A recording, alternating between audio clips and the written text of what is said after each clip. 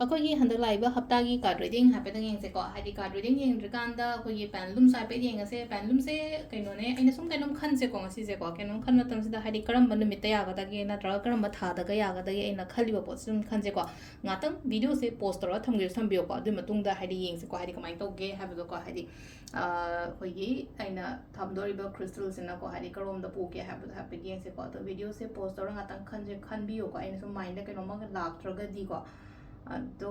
ꯍꯧꯖꯤꯛ ꯂꯥꯛꯏꯁꯦ ꯀꯣ ꯌꯦꯁ ꯍꯥꯏꯅꯗꯤ ꯂꯥꯛꯑꯦ ꯁꯦꯞꯇꯦꯝꯕꯔ ꯃꯟꯊꯀꯨꯝꯕ ꯀꯩꯒꯨꯝꯕꯗꯀꯣ ꯑꯗꯨꯒ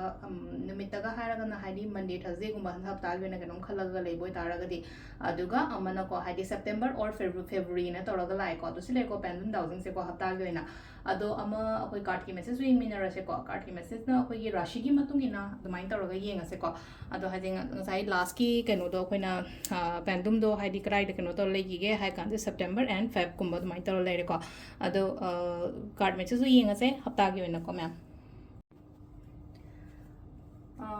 ꯋꯤꯛꯂꯤ ꯇꯦꯔꯣ ꯀꯥꯔꯗ ꯔꯤꯗꯤꯡ ꯀꯣ ꯋꯤꯛꯂꯤ ꯇꯦꯔꯣ ꯀꯥꯔꯗ ꯔꯤꯗꯤꯡꯁꯦ ꯑꯩ ꯀꯥꯔꯗꯁꯦ ꯀꯩꯅꯣ 13 ꯂꯧꯊꯣꯛꯆꯒꯦꯀꯣ 13 ꯍꯥꯏꯕꯒꯤ ꯑꯥꯔꯊ꯭ꯔꯗꯤ ꯔꯥಶꯤ 12ꯒꯤꯀꯣ ꯑꯗꯣ ꯑꯍꯥꯟꯕꯁꯦꯀꯣ ꯑꯍꯥꯟꯕꯁꯦ ꯑꯩꯈꯣꯏꯒꯤ ꯃꯦꯁ ꯔꯥಶꯤꯗꯒꯤ ꯍꯧꯔꯁꯦꯀꯣ ꯈ꯭ꯋꯥꯏ ꯐꯥꯔꯁꯇ ꯂꯥꯛꯏꯁꯦ ꯃꯦꯁ ꯂꯩꯔꯦꯀꯣ नंबर 2 वृश्चिक देन मिथुन को कर्कट सिंह कईना अदुम साइन थम्मगेको अदुगा अदुम लोथोक्चरगेको अदुस लेरे तुला लेरे वृश्चिक लेरे धनु लेरे मकर लेरे कुंभ लेरे लास्ट मिन्न को असिलेको राशि 13 का 13 को ख्वाई फर्स्ट केना मेष राशि केना लाकदोरि हप्ता से कमाई तौगतगे हाबदो येंगसेको मेष राशि निको अहांबसेको सिदा लाइसे डायरेक्शंस कुंभ कईगुंबा लाकनिको लंबी सोइदना दुम लाकनिको आइना सुम खनबा निंगबा खोटबा लई मैम दो को मिंगोंदगी दुम गाइड चो दुम फंगनी मी मतेंगुंबा कईगुंबा सुम लाकनिको सिदा अहांबसेको अदुगा थाजबा थमो दुम इशादा बिलीफ अमगा लोइना नबाइना कनोगुंबा तौबिबको नेक्स्ट तको वृश्चिक राशि केना से लैसेको वखन फतबा खल्लीब मैमदो अदुदगी थोलो तारी याम फगनिको हादी थॉट से लेनाको हादी पंखंद खंजलगा हादी कनो तौरगा लेबदो मका Hadi थोलकपा ngamdabado ngasai overthinking ni khangde amani khangde haina mai tawrag leko just come out from that situations haina hai tar ko sam sam na haibada leiba kaino dagi thokpirakpa mai tawrag sesina koi gi brush rashi ko next mithun gena laise kaino mithun gena silaise ko hadi नेना ताना तौ को थबक तौ मतम दा हाथु हाथु गुम तौ बया दे नेना ताना तौ साउबो खोट पा दुम मैम दो साइड अमद लोइन थमसे को सिसे को अदुगा कर्कट के ना फगनी को हंदा की हप्ता से आइना खनबा आइना निंगबो खोट पदो यामना पॉजिटिव वे रोम दा लाक पदो दुनी को सिलाइसे को नेक्स्ट सिंह की ना सिलाइसे को होना गदा मतम ने हजिक से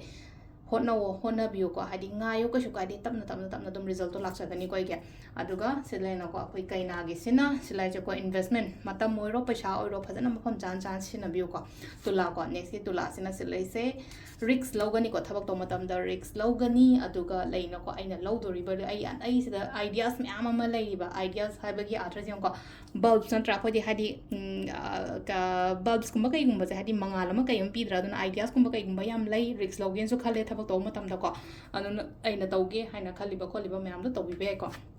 अदुगा अमना सिदा लैसे को कैन वृश्चिक